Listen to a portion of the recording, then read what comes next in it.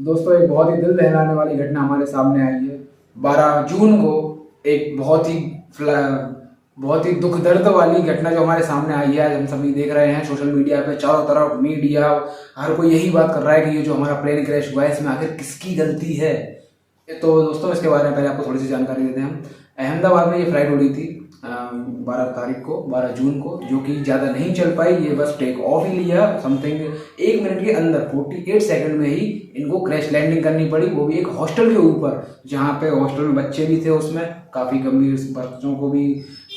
सोचो आप, जो बच्चे पढ़ रहे थे जिनका कोई मतलब ही नहीं था और आज वो अपनी ज़िंदगी गंवा बैठे हैं। वहीं दूसरी तरफ जो फ्लाइट में थे जो बच्चे, जो बड़े, जो माँ बाप, जो किसी के कुछ भाई बहन रिश्तेदार, सारे फॉरेनर्स थे, अलग अलग कंट्रीज़ के लोग थे, आज वो भी नहीं बच पाए सिर्फ एक हादसे की वजह से। इसमें एक ज़रूरी सूचना मैं आपको देना चाहूँगा इस वीडियो के माध्यम से कि प्रधानमंत्री जी जो हैं वो एक आदमी था इसमें जो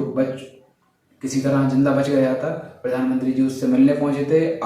एक्सीडेंट के बाद दोस्तों कुछ नई नई चीज़ें मिली हैं, जैसे कि एक रील भी जारी हुई थी जिसमें कि उन्होंने दिखाया भगवत गीता, शायद तुमने देखा हो। तो भगवत गीता एक अपने हिंदू धर्म में एक बहुत ही पवित्र किताब मानी गई है, और इतना बड़ा हादसा होने के बाद भी उस किताब में केवल कुछ ही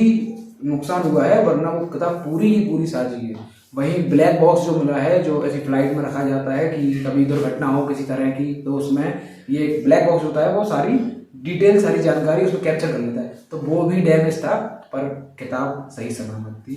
पवित्र किताब हमारी भगवत गीता। और सबसे बड़ी बात तो ये है, क्योंकि जब प्लेन की जो क्रैश लैंडिंग हुई थी तो उसमें 242 यात्री सवार थे, जिसमें से 241 की मृत्यु हो गई, और एक व्यक्ति जो बचा है उसको लेकर सबसे बड़ा सवाल है कि आखिर ये बचा कैसे, क्यों इन सब लोगों की मौत हो गई और ये अकेला बच गए, क्या रीज़न था इसका। तो जैसे कि ये भी हम एक रीज़न मान सकते हैं कि कई लाख लोगों में एक व्यक्ति ऐसा होता है जिसकी बुद्धि जो है बहुत तीव्र गति से काम करती है, या फिर हम कह सकते हैं वो बहुत जल्दी सोच लेता है। क्योंकि ये हादसा जो हुआ ये कुछ इतना जल्दी हुआ कि कुछ सोचने के लिए समय ही नहीं था। फिर भी एक व्यक्ति ने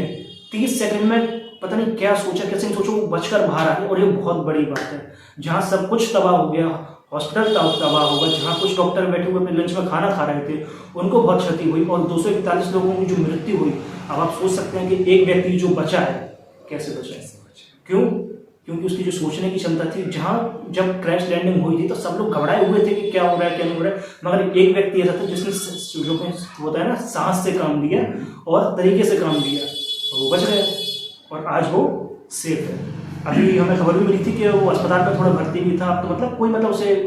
इतनी सीरियस कंडीशन है नहीं, वो आराम से है, अब वो सही है, कोई दिक्कत नहीं।